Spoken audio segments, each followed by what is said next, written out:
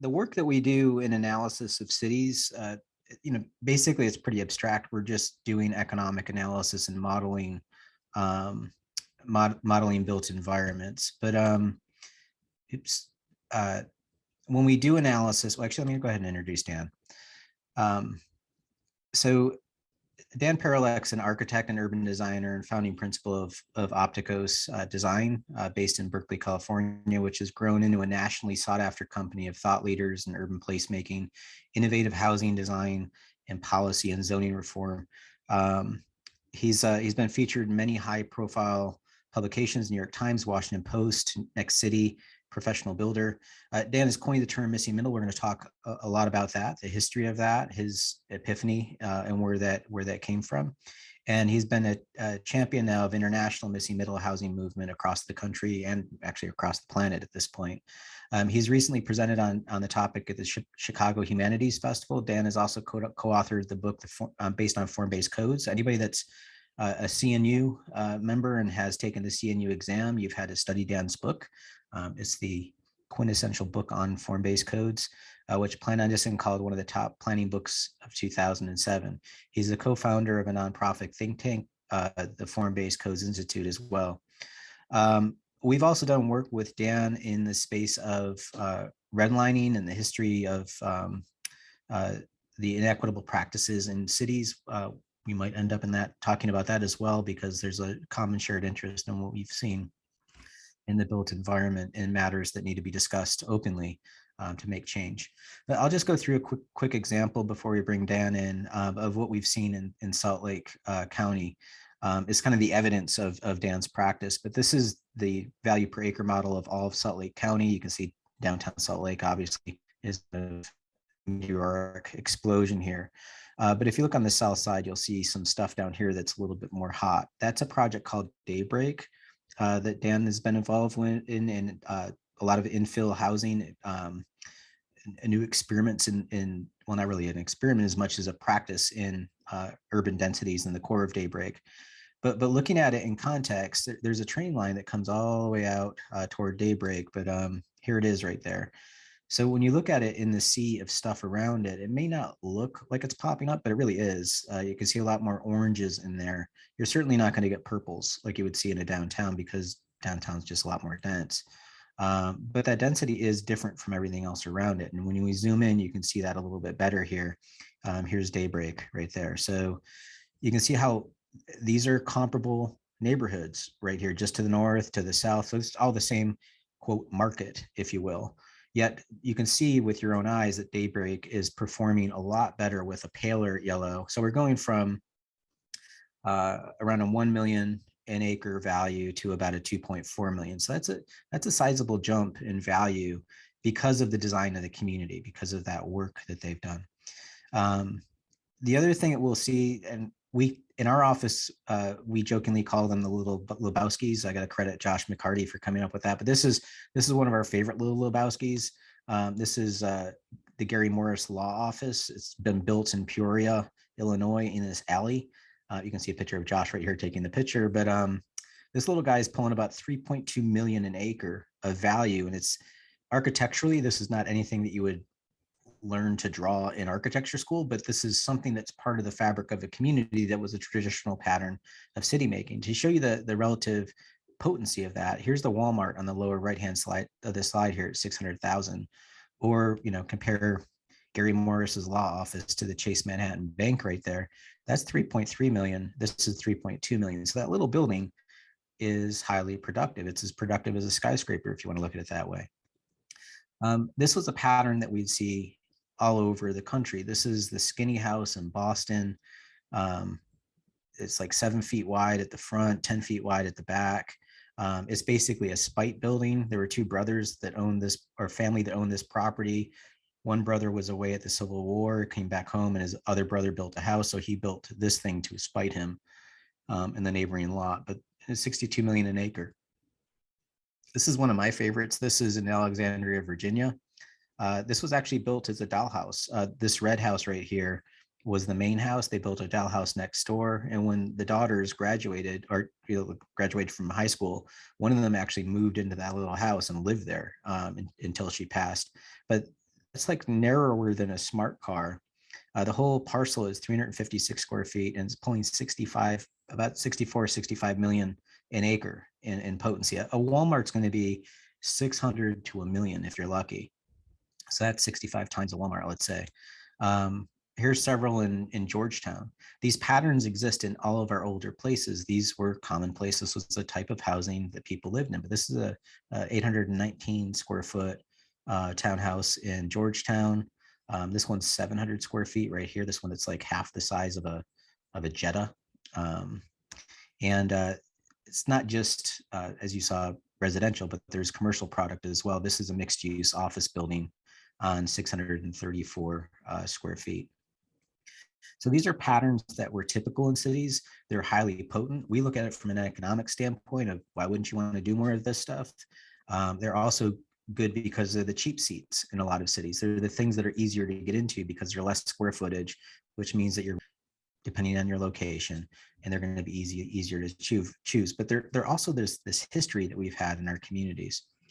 And then finally, we'll stop with London. This is was all over social media, but this house is, I think, about 7 feet wide, and it lists based on its list value. It yields about $115 million of value per acre for this property. Now, granted, it's London, but this is what you can find in a lot of places, and this is made illegal in our country. So with that, that's my introduction of missing middle. I guess it would be the Joe Minicozzi's interpretation of that. But I'm going to go ahead and stop sharing and bring Dan in. And we're going to have an open talk about this. And if you have questions to ask us, go ahead and put them in the chat. Maxine is going to moderate that. But for now, we're going to start talking. And I want to turn it over to Dan. And thank you for your time and thanks for being here. And if you could, I've done my little pitch on what missing middle is, but if you want to correct me, or what would you say is why that phrase, and how did you come onto this? Sure. I mean, thanks, Joe, and good afternoon and good morning to everybody. I'm happy to be here and excited about our conversation and where it may lead us. And I love those examples, just amazing examples of the type of incremental, small scale urbanism and placemaking and housing that unfortunately is nearly impossible to deliver in our country and most other countries as well. So, and I feel like we're kind of at a perfect storm in the conversation about missing middle, where 10 years ago when I created this term, it was kind of a nice to know kind of topic where it was primarily, the pitch was to meet the growing demand for more housing choices in walkable neighborhoods. We need to be delivering this, but right, we've hit this perfect storm of dramatic increases in cost to deliver homes, dramatic increases in price to entitle, cost of land, and 30 some +% of households that are spending more than 30% of their income on housing. I was just reading an article, I think it was on CBS this past week, that there's over 500 American cities where the median home price is over $1 million. So this has gone from a nice to know topic to a need to know topic for both developers and cities. Just very, I'm sure most of you have seen the missing middle diagram. I wish I had $1 for every time the diagram popped up somewhere, but I'm super thrilled to see we made it shareware on purpose. Seems to be showing up everywhere, of the missing middle diagram. And I think kind of very basically, I think the way we like to frame this and the message we like people to take away when we're either educating or presenting about missing middle is that missing middle housing are house scale buildings that just happen to have multiple units inside of it. And they're right there between that, on that missing middle diagram, between the single family homes that we've created these very efficient systems to deliver, and the 4/1 or 5/2 condos or apartment buildings that over the course of the last 15 years we've figured out. But And we call them missing because, less than 5% of the housing that's been delivered in the last decade is at this scale of the the 2 to up to potentially 19 units is how we define it. So I just pulled it up again, so great, it's up on the screen right now great, for everybody. great. So that's how we define it. And this house scale is really, really important part of the message and even how to implement this. But the beauty of this diagram is it's almost like you created a core sample of a city, if you will, Yeah. that simple diagram pointed out how cities work in a way. It's like, this is a city mechanics. Was this out of the, I mean, at the same time, you're practicing and leading in form-based code. So you're at the hand of drawing the zoning policies and the rules, but you're also seeing how zoning wasn't allowing this to happen. Was that a point of frustration where you're just like, I've got to find a way to articulate this? Yeah, absolutely. As when I was writing my book and doing kind of a little bit of research about just trying to tell the story about how the concept evolved in my mind in our practice at Opticos, because we've been integrating these types into our planning, zoning, and our architecture practice for over 20 years. But so I was kind of trying to follow that evolution, and it was interesting to see. We talked a little bit about this when we were prepping for this, but in graduate school, sort of I was introduced to the missing middle types personally, just as I was growing up. Family members, my great grandmother lived in a duplex, my uncle lived in a triplex.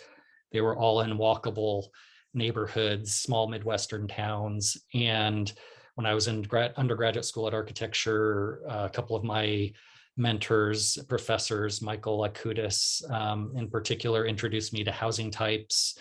In graduate school, I had some really amazing mentors, including Ellen Jacobs of the Great Streets and the sort of Boulevard fame, and Peter Bosselman, who not a lot of people know about, but he focuses on the sort of the environmental sciences aspect of urbanism. And I did a study with a couple of classmates on the perception of density.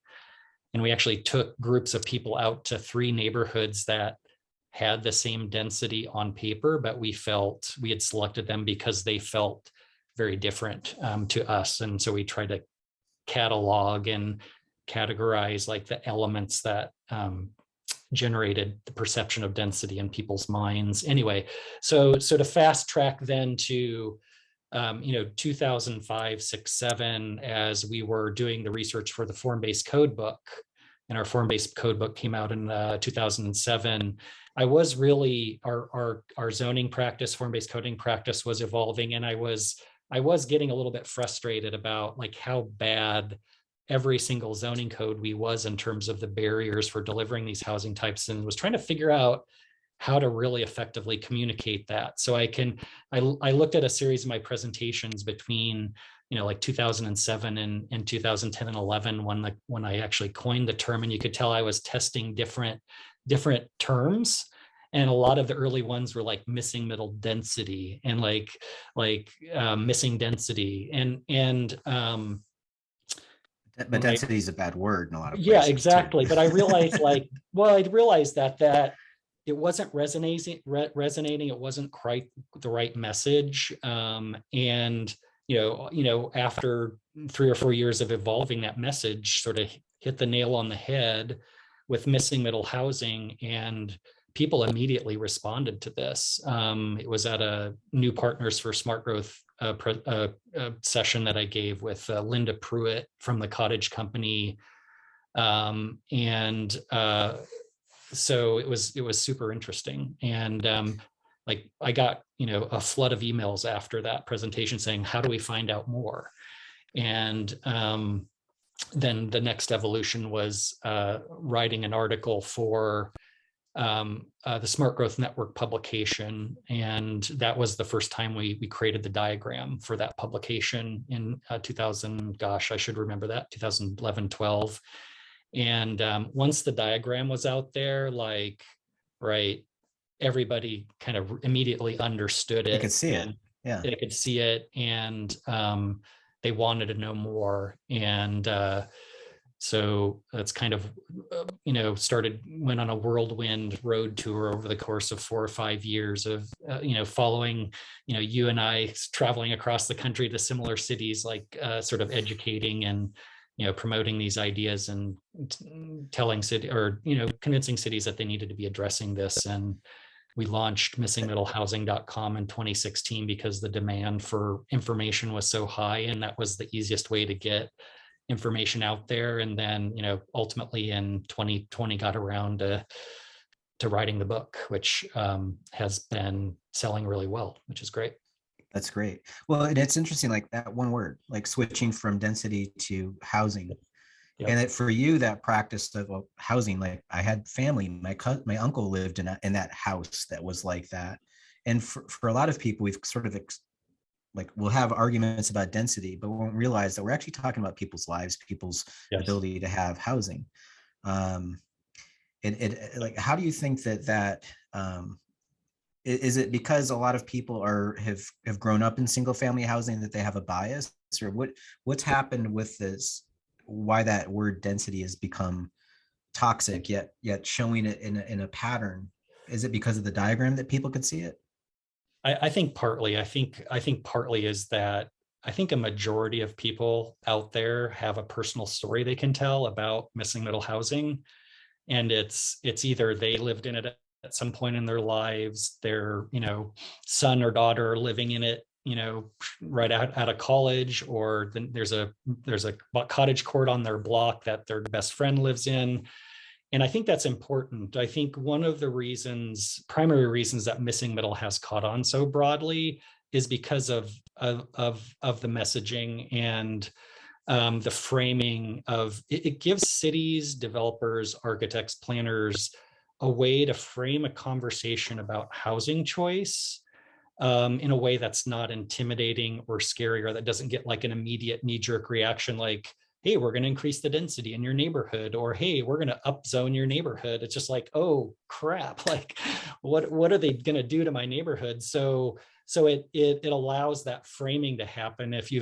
I often think of the book Don't Think of an Elephant by George Lakoff that talks about political framing, and I feel like this is a way to frame the housing conversation that's been very, very successful, and I think that's really part of the reason it's caught on so broadly. Well, and also I think you have a history, or your background is in architecture. You are a designer, first and foremost, before you got into the bigger picture of planning issues. Mm-hmm. And I think the quality of I mean, it's a beautiful drawing. The architecture is beautiful. It's not trying to be win a Pritzker Prize in every single little building. It's just like, let's just talk about it normally and kind of break it down. Do you think that that's also part of the beauty of it? Yeah, I think it's when I talk about the architecture of missing middle housing types, I talk about that it's an architecture of restraint. And that's really hard for architects, is like missing middle buildings like need to just blend into their context. They don't want to be like a, hey, look at me kind of building. So that's part of it. And I think the graphic communication has always been an important part of our practice. It's partly because my wife and business partner, Karen Parolek, got a second degree in graphic design, and I took a bunch of graphic design classes as well in undergraduate school. Just kind of, I was interested, and she actually became an information architect. And so, right, whether you're looking at our form-based codes and going like, wow, those things are really easy to understand, to the missing middle diagram, it's like we're very purposeful and thoughtful about graphic communication, and in a way that I think is it's just super important and can't be underestimated. I mean, it's if you look at the missing middle diagram, it's like you can imagine how many times even just like the angle, the proper angle that you're looking at that diagram, and making sure there's enough information represented in terms of the pattern, but not too much, because there's not a lot of detail, like you said, in that model. So, just little things like that are really interesting. And 65% of all humans are visual learners. And I Mhm. think that that's an under appreciated fact of how humans learn. And you're Mhm. basically tapping into people's brains really quickly, and your form-based codes do that as well. It's that information communicates because you're respecting the audience that's got to learn that stuff. Not everybody's a lawyer and wants to sift through information. It's just show me a picture, put some numbers on it, we'll call it a day. Yeah. So okay, well, moving from the designer to the planning professional who doesn't usually have that design background, um, they may not necessarily get the nuance of what you've talked about, and the way that you approach urban design that translates into planning practice and law practice, which is essentially what zoning is. Um, what's been maybe the biggest challenges that you've seen people get excited about the idea of that missing middle transect, if you will, that to seeing it get maybe not applied properly when people try to apply it into zoning? Like, what are the common mistakes that you see? Yeah, that's a great question, because I think my biggest fear right now is it's become a bit of a buzz term, right? Cities can get excited about it. Our diagram shows up and people are like, well, sure, of course we would want those housing types in our community. But then the actual implementation is done in a way that is not going to actually deliver good results. And so I've actually shifted a lot of my presentations to focusing on the top 5 mistakes to avoid, because I'm seeing these mistakes happen both at a state level, right? As states are trying to apply or sort of pass legislation to enable missing middle, and then also at that local jurisdiction level. And I think that, I can I'll go through the top 5 mistakes that I see. I think it's really important for cities, planners, even community members to really understand this. The first one is, creating a new set of regulations that actually deliver results that don't deliver attainability and are bad neighbors. And what I mean by that is we see a lot of instances where, right, the attainability that's being delivered is not actually looked at very closely, and so they're delivering large out of scale, buildings, whether it be the slot home that, Denver had to deal with, which is just a townhouse kind of extruded from the front to the back of the lot, or just a bunch of, tall, skinny, full-size single family homes. So that's a mistake that we see, is how a big part of the missing middle is how can we be thoughtful about this and deliver a specific set of types that have historically sort of delivered this. The second one is treating number of units on a lot the same as building type. And it's a little bit of a nuance, but right, missing middle isn't just about delivering any 3 or 4 or 5 or 6 units on a lot.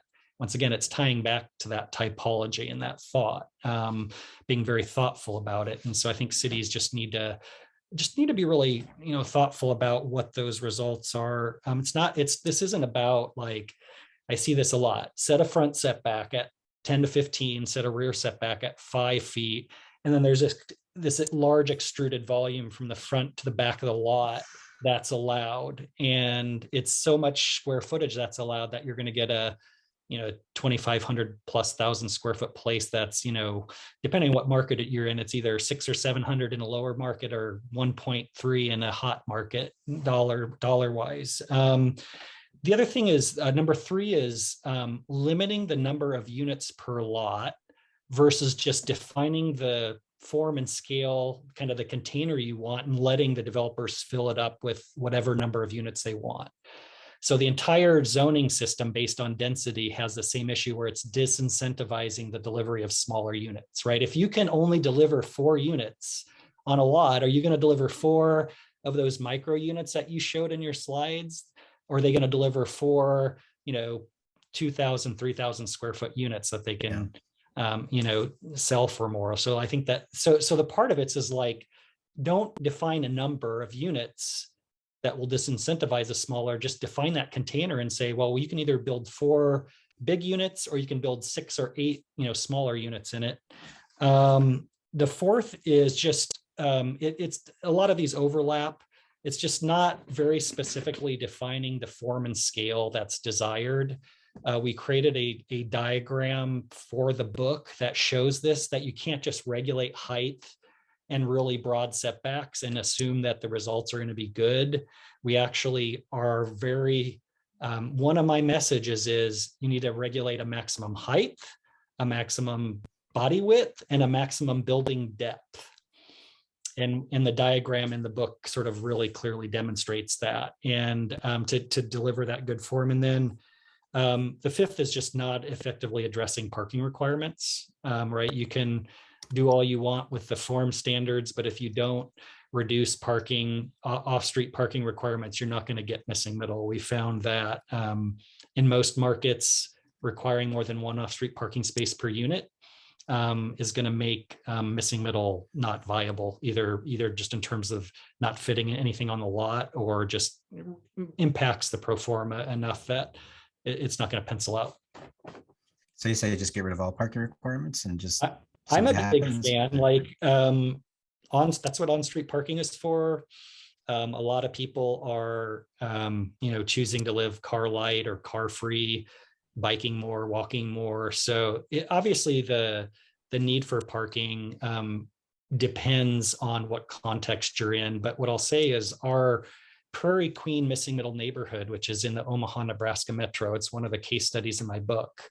It's 100% missing middle, fairly suburban context. It's 40 acres. It's creating a new walkable neighborhood, and it's working with one off-street parking space per unit, and the rest of the parking's provided on street. And it's not impacting the way that in terms of who wants to rent it or the prices our clients are getting for rents in that missing middle neighborhood. So it's super interesting.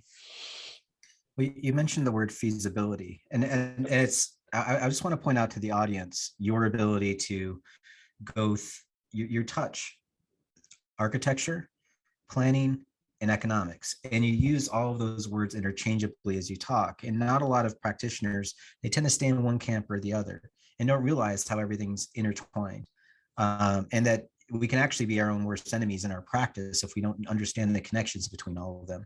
And I want to go back to the word attainable. And I know that you have like to build off that, your 3-part criteria. Do you want to expound upon that? Yeah, absolutely. This is something that's new. As we've been doing what we call the missing middle scan and a deep dive in cities, both small and large across the country, ranging from Greenville to Idaho Falls, Idaho, to most recently similar work in San Jose, California. And as we were working through that process and trying to figure out how to communicate, as we're doing the 3D, what we call the test fits, where we're actually taking specific lot sizes in different geographic areas and doing 3D studies of future potential build out. And we came up with this 3-part criteria, which we felt was a really important way to communicate this. And we're in the process of creating another diagram that I feel will be another one of those that will sort of show up in a lot of places. The 3 criteria that we look at is feasibility, attainability, and livability. And I'm going to dive a little bit into those because, right, obviously feasibility and attainability are objective, right? You can just generate numbers and there's no, you can't really argue about it. And then livability, it's a little bit more subjective, but still very important part of it. And in terms of feasibility, really, it's just like, even just doing a really quick back of napkin analysis of, is there enough return in this or value in this for a builder or developer to make the project what we pencil out, right? Your audience will understand that. Like, hey, will they make enough money to make it worth the time and energy and risk to do it? So I think, unfortunately, there's a lot of efforts that they're studying the implementation of missing middle, and they're changing the zoning, but they're not actually studying, wow, is this even feasible? Because in places like San Jose, for example, we were working with strategic economics, and they were running pro forma analysis of all of our build out scenarios. And in the really hot markets, 4 units is not enough to make a project pencil out. Like, you're not going to tear down a $1 million or $1.2 million bungalow to build 4 units, right? It just doesn't pencil out. And so that's in markets that don't have quite the high price points. It's still important because we're also doing a similar work in Santa Rosa, California, which is about an hour and a half north of a small town north of San Francisco. And they had a fire that destroyed a lot of their housing They had too. a fire, right? Housing crisis, short of units. So we're doing a missing middle scan for them to assess how they can enable missing middle. The unfortunate thing is they have Bay Area prices in terms of cost of construction, but they don't have Bay Area rents or Bay Area price, rental rents per month to cover those sort of costs. So the gap is actually even bigger in a place like Santa Rosa. And so you have to kind of dial. So jumping to the second criteria, which is the attainability. And so what we see cities doing, if they are doing that math and they say, oh gosh, this first pass, the triplex isn't feasible. So we're just going to crank it up and we're going to allow townhouses, slot home townhouses, or big single family homes. All of a sudden you've turned the dial too far and those units aren't delivering attainability, which means like, are they going to rent or sell at a price point that a middle income household can afford to either rent or buy? And so you have to be really thoughtful about where do you find the sweet spot between feasibility and attainability, right? You want it to be feasible, but you don't want to dial that feasibility dial up so much that you miss attainability. And we see that super, super often.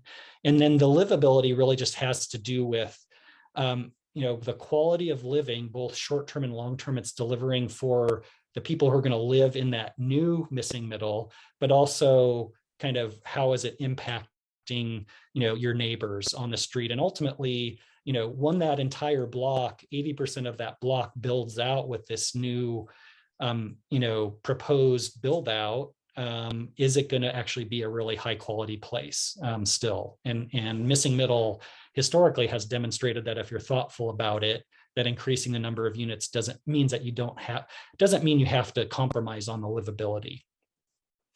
That last point's pretty subjective. It's what's livable. How do you define that? Yeah.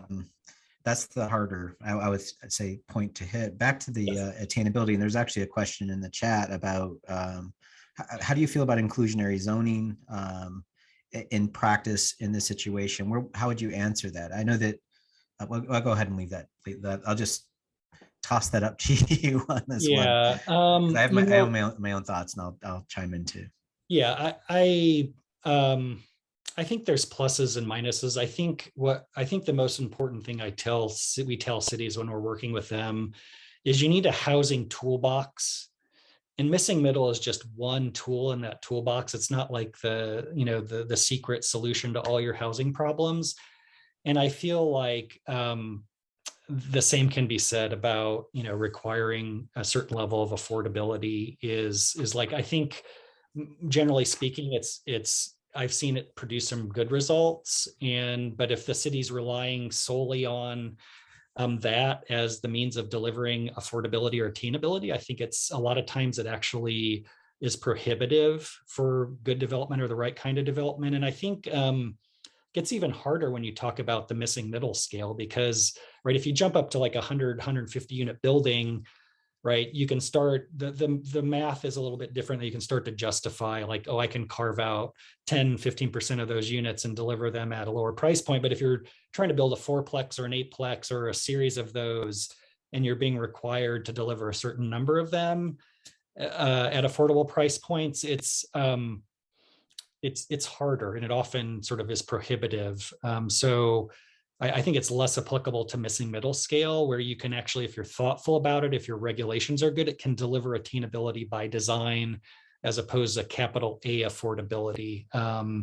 That is important, but it's and you can do that with missing middle with some subsidies, but it's or by using some creative tools like a land trust. But you have to just be careful about how it impacts the feasibility of the project. And I think that actually, I really appreciate that answer, and I wholeheartedly agree with it. I think that we want easy solutions. It gets really frustrating when the market goes through the roof, and you get irritated as a citizen. You're just like, my community isn't responding fast enough. So you're looking for quick and easy answers. And if you don't have this toolbox, you could end up making things worse in the process. But you hit an interesting point about the scalability, And what people fail to realize is building a fourplex is not easy. It looks easy. It's a small little building, but you're ramping down your ability of the amount of scale of the building that you have for cost. And then I'm just going to go ahead and open this Pandora's box, getting into the building codes and trying to get this building built when the building department has no memory of these things. And the fire sprinklering, the ADA, all of this extra stuff that comes into it when a lot of those buildings were built previous to a lot of these codes. What's been your the planning world has sort of pivoted to a different way of thinking, but what's going on in the building codes in your experience? Yeah. Before I jump to building codes, let me plant one other seed related to kind of incentivizing affordability within missing middle. I often tell cities, like, if you're going to write a code that says we're going to limit 4 units per lot, say count any unit under 800 square feet as half a unit, right? So you can incentivize the delivery of those smaller units. And in a lot of ways, that's like a density bonus. I hate that term, and it usually, but it's like the missing middle bonus. So just to plant that seed. Yeah, It's a great idea. Yeah, building codes. One of the biggest barriers, right? One of the chapters in my book, I finally got a chance to sit down and do a little bit of research on barriers, and building codes is one of them, right? Because the second you go over the 2-unit threshold, you jump from the residential code to the commercial building code, or the IBC. And so the missing middle is missing from the building code.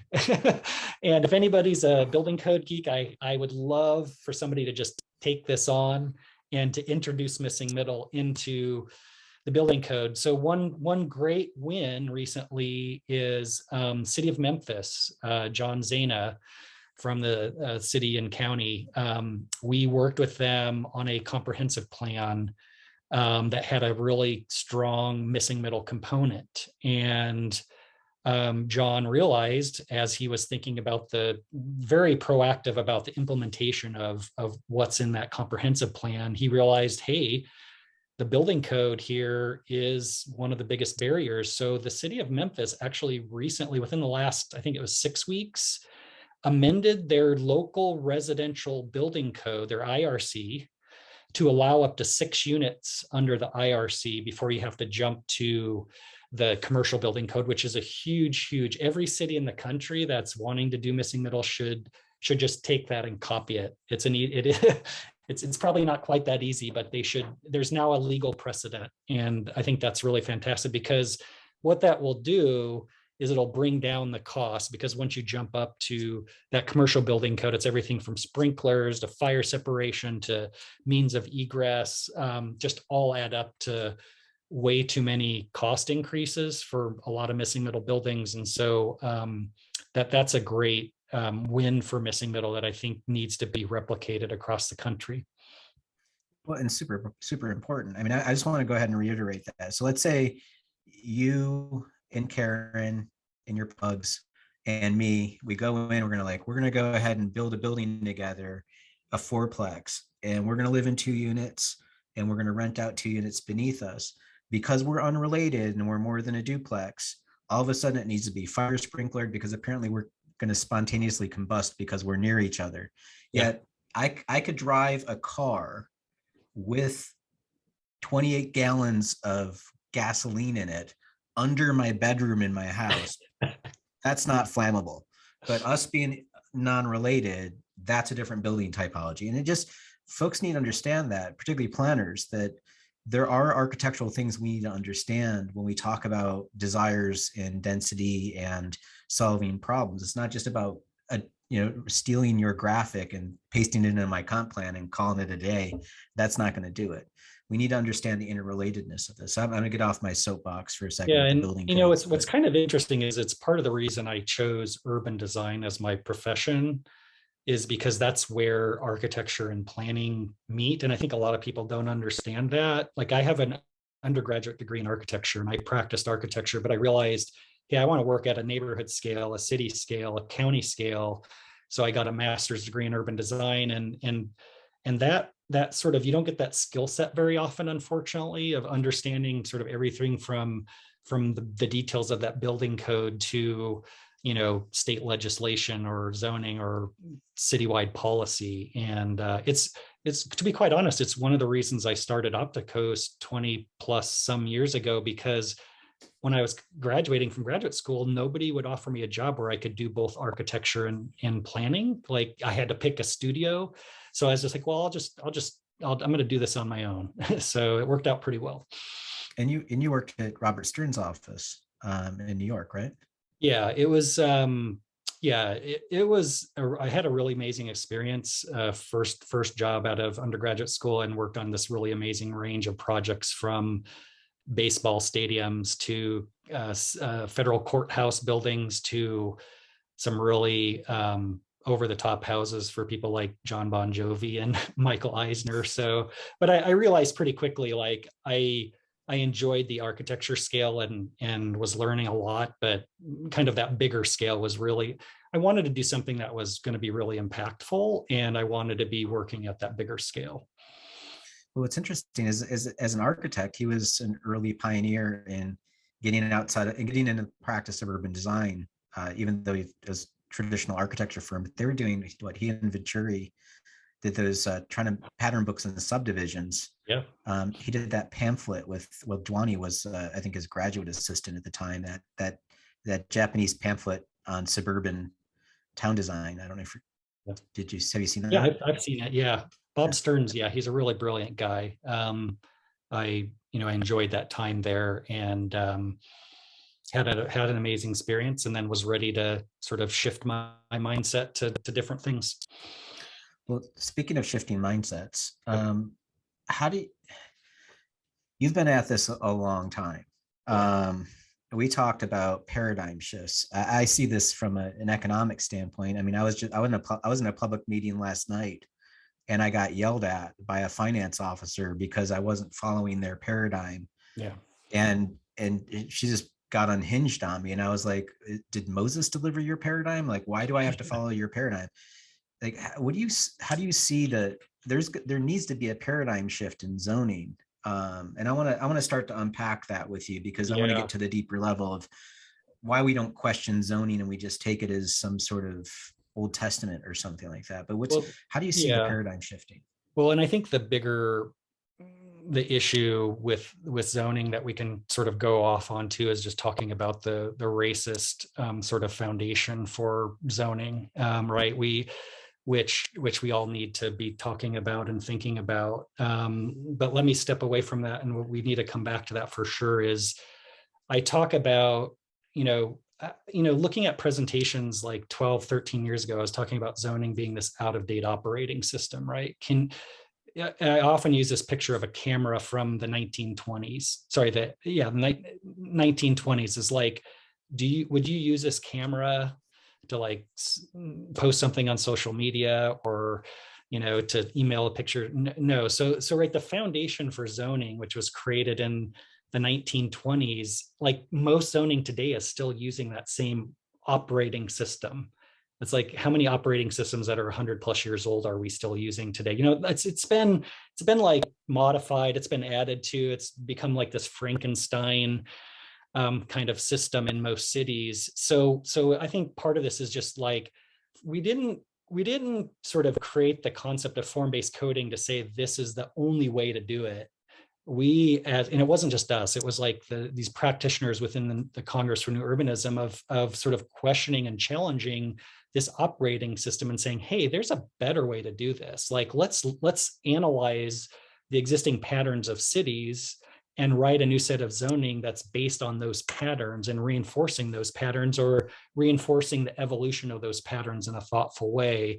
And so it's like the smartphone, right? It's the smartphone versus that camera from the 1920s. And I think that's a message that really resonates with a lot of people, is just the need for a new operating system now, right? There's even more of a need if you look at kind of the racist underpinnings of how most of that zoning started. And it's just really hard to decouple current zoning practice from those racist foundations. And I think we all just need to, as practitioners, depending on, no matter what your practitioner, of just being really thoughtful and educating ourselves, admitting that we were doing things wrong and maybe still are doing things wrong, and educate ourselves about kind of what we did wrong and how we would do it differently to make sure that what we're doing is equitable.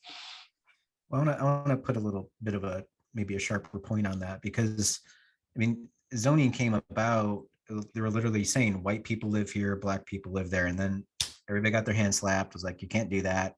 And they shifted it from that overt expression to, you have to have a minimum lot size of this. And basically it was a leveling up economically that would isolate neighborhoods that folks couldn't live there because of the base zoning. Okay, that's going on. But even the practice of asking me to go through, or my mom or anyone to go through a process where you basically have to hire all these other professionals, I'm saying this as a professional, just to get your entry into the city, sets up economic barriers that are disproportionately affect people of color. And I think we have to realize that just because I'm a zoning expert doesn't mean that we have to create tools. And I think that's the beauty of your form-based code process, is that it is simpler and easier to understand. And I can just look at a picture and see, okay, this is what I could do. But I do think we need to look at what's the government as a gatekeeper in this, and look at the institutions that created zoning. And it just needs to be talked about. Yeah, and in a couple of efforts that in entities that I want to give a shout out to on this front is the city of Louisville, Kentucky. Emily Liu is the planning director. They just went through this really amazing process just this past year of analyzing the racist history of planning and zoning in the city. And just Google City of Louisville zoning and equity study, and it'll come up. And I just encourage everybody to go take a look at that. It's I mean, a lot of things you might know, but just tremendous effort on their part to just bring to the surface that history, because Louisville was kind of really at the epicenter of racist planning and zoning, and the foundation for the Supreme Court decision to actually make it illegal. Now, we know that once the Supreme Court made it illegal, some cities still kept doing it. Some just changed the names of the zoning districts, from black and white to single family, multifamily. And there's an interesting, and then the second group is Smart Growth America. I think that Kelvin Gladney and his team at Smart Growth America, if you attend their equity summit, is really amazing. They've done a really great job of just framing the conversation, bringing great experts in the table, and just bringing a diverse group of experts to the table to sort of frame that conversation about equity in our practices. And I just want to say one thing I was just rereading the Louisville website about this racist history, and it talked about this guy Harlan Bartholomew, which he was all over the country in the early 1920s doing citywide master plans or comprehensive plans, depending on what the city called them, and they had such racist intent, and really ultimately led to the slum clearances. And you look at the maps of the slum clearances which were definitely targeted for Black households. And there was actually, he did the 1930 something plan for Louisville that was followed up with a study titled The Negro Housing Problem in Louisville. Holy my God, this is ridiculous how just blatantly racist all this work was. And so anyway, it's like, let's all talk about this. We'll be uncomfortable about it.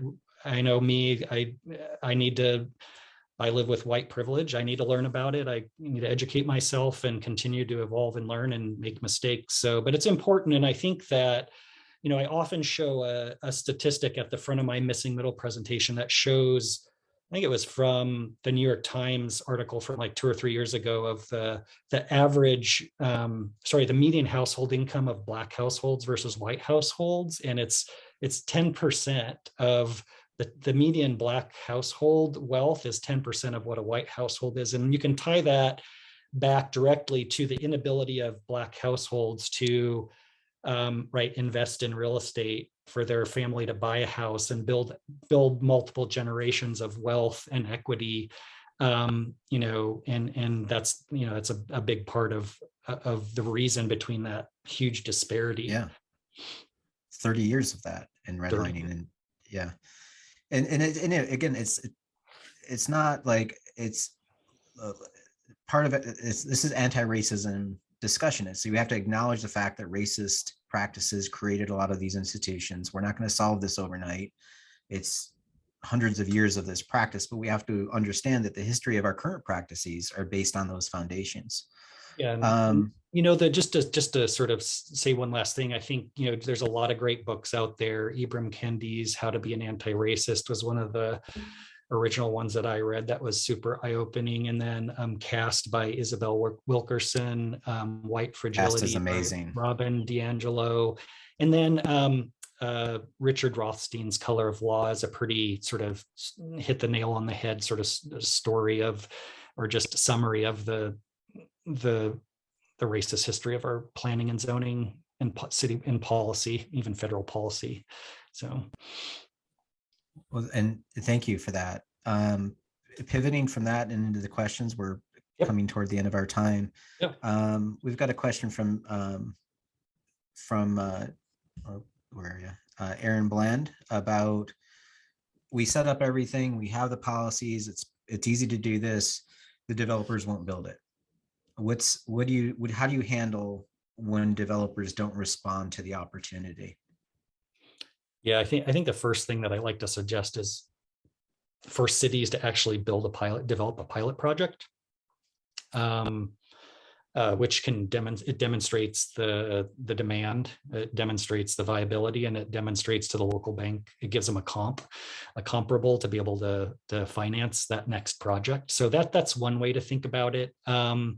It's partly it's just education and indirect engagement with the building community. There's always going to be a certain percentage of your development and building community that's really happy doing what they're doing, and they're not going to change, but you need to find that 20-25%. A lot of times it's a younger builder, developer, or it's maybe a legacy builder who kind of has made their money doing one thing and realizes they kind of want to leave some legacy projects behind. So there's Jim Hyde's work with building small, like he does a lot of education. There's the Incremental Development Alliance that kind of works across the country to educate the local building communities about how to do this. I actually feel, back to architecture, I feel like every architect should be developing missing middle. And I feel like the best thing AIA could do is actually create a fund that architects could use to fund missing middle projects that they could develop, because I feel like they have the skill set. They understand the building code, they understand construction. Most of the times they're what they're missing is the money to actually finance that first project. So access I think to that capital, would be tremendous. Well, and also I don't want to undersell the opportunity that cities have. We actually did a past webcast on public wealth funds that basically, it's pretty typical that you'll find in a city 30% of the land is publicly held. And this isn't just all parks. There's lots of little residue properties that they just don't know what to do with. You could use that as a free land basis to try that experiment of the housing to stimulate the market. I want to also add, depending on your community, you might be near a community that has a builder or developer right next door, and you could go talk to that builder or developer and say, hey, there's opportunities here. I remember I was in Wyoming, of all places. I think it was like Casper, Wyoming, and the planners wanted me to go convince this developer to do things differently. And it was, it was straight out of Central Casting. It was like this big guy. He looked just like Boss Hogg from like Dukes of Hazzard. He's wearing this like white suit with this big white cowboy hat, and he sat with his arms on his belly, and they're like, "Oh, tell Sam that like he's got to do things differently." I'm like, Sam has made way too much money doing the wrong thing. He's not going to change his pattern. It's just, you got to pick who you can work with, and sometimes finding a builder that's done something next door, just invite them in. Yeah, and I think that there's enough of this that's been built and is successful at a lot of different ways. Of like, our missing middle neighborhood in Nebraska is now 300 plus units in, and it's knocking it out of the ballpark from a financial performance standpoint for our client. It's sort of all these naysayers about efficiencies. You can't get the efficiencies you need. It's competing with and actually beating Class A multifamily at rental price points. And then our Muse homes that demonstrated with thoughtful, it can be, good design can be affordable and attainable, I should say, in for sale, and it sort of demonstrated some of the highest per square foot sales price points, but also an attainable price point for buyers. And then, on the extreme level, our car-free community in Tempe cul-de-sac is now under construction. Yeah. There's several thousand people on a waiting list. Half of the people in the first phase residents are moving from across the country to live car-free. And the first round of leasing leased up in like 2 hours, I think 100 and some units. Like it was gone. It's like trying to buy concert tickets, on Ticketmaster. It's just gone. So go scalp a townhouse. it's like, there's proof out there. And that's part of the reason, in my book, like I demonstrate like what cities need to be doing, but I also wanted to demonstrate, hey, developers are doing this. This isn't just a thing planners are talking about. ULI is talking about it, and their publications are talking about missing middle as an attainable delivery tool. So it's great to see that. Are there plans to build cul-de-sac in any other parts of the country, or is this going to be a model that you'll see elsewhere? Well, so the goal for cul-de-sac is to actually build a car-free city. So this is just a pilot project to demonstrate proof of concept at like a neighborhood scale. So they are very proactively looking at opportunities in other markets across the country, and there's a ton of interest from development partners. So you'll be seeing over the next couple of years of these car-free projects popping up in various markets across the country, which is super exciting to see. And also, for those of you that don't know cul-de-sac, look it up. It's also in Arizona, right? So it's not like this is happening in Brookline, Massachusetts, or Berkeley, California. This is it's like the heart of car culture, right? It's like, if you can do this successfully in Tempe, right? It's a pretty strong, making a pretty strong case for car-free living in other places. Well, we're at time, Dan. I want to thank you for your time. This has been a great talk. If you could just hang out for a second, I'll be back with you, but I need to share a screen. Sure. So thank you. Mm-hmm. And sorry, everybody. So next month's session, go ahead and register at our events page. We'll be repeating our decoder next month on the 31st. We don't have a topic, or I think we're working out a topic, so the details to come. Also, I want to our other partners at Strong Towns, that the Strong Towns locomotive tour is on session. Actually, Chuck is doing his locomotion tour right now, or locomotive tour right now, while we're doing this show. So go ahead and catch that, except for when he duplicates with our days. And if you need us for anything, please reach out to my colleagues, Kate Riva for projects and Caitlin Nellis Masters for lectures.